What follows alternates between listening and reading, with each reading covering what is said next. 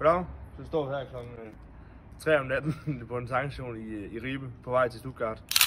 Vi sned en bil fra kunden, en BMW i4 E40 Drive fra 2022 med lavt kilometertal og fuld med udstyr. Kunden har længe overvejet at købe sig en elbil.